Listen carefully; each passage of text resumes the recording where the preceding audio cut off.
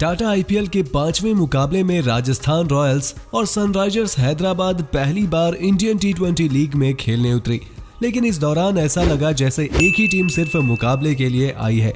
दूसरी टीम तो जैसे ग्राउंड में होकर भी ग्राउंड पर नहीं पहुंची थी।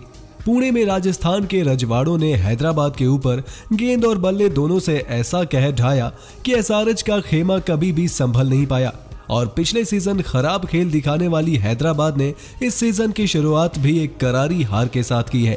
तो आइए दोस्तों, इस वीडियो में जानते हैं कैसे हैदराबाद के खिलाफ राजस्थान ने दिखाया रॉयल वाला अंदाज और दर्ज कर ली एक बड़ी जीत। पुणे के एमसीए क्रिकेट स्टेडियम में राजस्थान रॉयल्स और सनराइजर्स हैदराबाद की टीम अपने आईपीएल अभियान की शुरुआत करने उतरी। मुकाबले में ऑरेंज आर्मी के कप्तान केन विलियमसन ने टॉस जीतकर बाकी कप्तानों की तरह पहले गेंदबाजी करने का फैसला किया। हालांकि राजस्थान के रजवाड़े भी कमर कसकर आए थे। रॉयल्स के दोनों ओपनर यशस्वी जायसवाल और जॉस बटलर की जोड़ी ने पावर प्ले में अपनी टीम को तूफानी शुरुआत दिला दी। चौथे ओवर में गेंदबाजी कराने आए उमरान मलिक जितनी तेज रफ्तार से गेंद डाल रहे थे, उतनी ही तेजी से जायसवाल और बटलर उसे स्टैंड में डिपॉजिट करते रहे थे।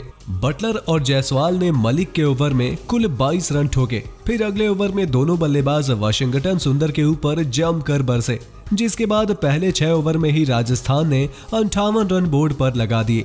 हालांकि इसके बाद अपना पहला आईपीएल मैच खेल रहे रोमारियो शेफर्ड ने जायसवाल को 20 रनों के निजी स्कोर पर पवेलियन भेज अपनी टीम को पहली सफलता दिला दी। लेकिन कप्तान संजू सैमसन ने इसके बाद जो बल्लेबाजी की वो काबिले तारीफ थी। संजू ने युवा अभिषेक शर्मा के ओवर में शानदार छक्के के साथ पारी शुरू की, पर अगले ओवर में उमरान ने बटलर को बाहर का रास्ता दिखाकर रॉयल्स को दूसरा झटका दिया। बटलर 35 रन बनाकर पवेलियन लौटे, लेकिन यहां से सैमसन के साथ देवदत्त पडिक्कल ने आतिशी बल्लेबाजी करके एसआरएच के खेमे में खलबली मचा दी। अगले 5 ओवर में दोनों ही बल्लेबाजों ने स्टेडियम के चारों कोनों में चौके छक्कों की बरसात करते हुए गेंदबाजों को पूरी तरीके से बैकफुट पर धकेल दिया। दोनों ने तीसरे विकेट के लिए सिर्फ 5 ओवर में 73 रन जड़ दिए। इस दौरान देवदत्त ने आरआर के लिए डेब्यू मुकाबले में 29 गेंदों में 4 चौके और 2 छक्कों की बदौलत 41 रनों की शानदार पारी खेली। हालांकि देवदत्त पडिक्कल 50 लगाने से चूक गए, लेकिन दूसरी तरफ सैमसन नहीं चूके। संजू ने 16वें ओवर में वाशिंगटन सुंदर की 2 गेंदों पर 2 बेहतरीन छक्के ठोक स्टाइल से अर्धशतक का आंकड़ा पार किया और 16वें ओवर में राजस्थान ने 3 विकेट पर 163 रन बना लिए। हालांकि 17वें ओवर की शुरुआत में अनुभवी तेज गेंदबाज भुवनेश्वर कुमार ने सैमसन की 55 रनों की कप्तानी पारी का खात्मा कर एसआरएच को वापसी दिलाने की कोशिश करी, लेकिन वेस्ट इंडियन पावर हिटर सिमरन हेटमायर के इरादे तो कुछ और ही थे। बाएं हाथ के विस्फोटक बल्लेबाज ने आखिरी 4 ओवर में ताबड़तोड़ प्रहार करते हुए बाउंड्रीज की बरसात कर दी। हेटमायर ने मात्र 13 गेंदों में 32 रन बना डाले।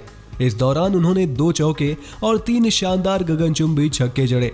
दूसरी तरफ रियान पराग ने भी 12 रन बनाए और दोनों के बीच 5वें विकेट के लिए 25 गेंदों में 44 रनों की धुआंधार साझेदारी हुई।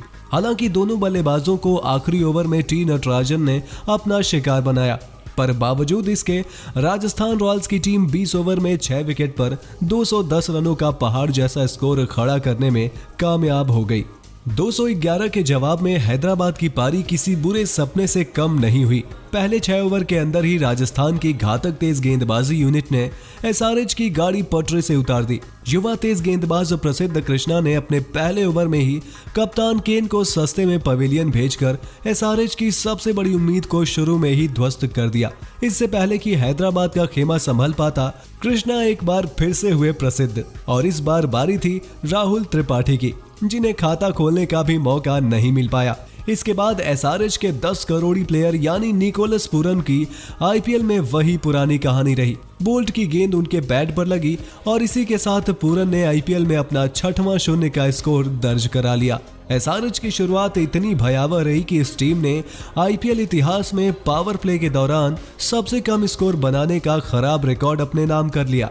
6 ओवर में एसआरएच के सिर्फ 14 रन बने और वहीं पर मुकाबला रॉयल्स ने अपनी मुट्ठी में कर लिया।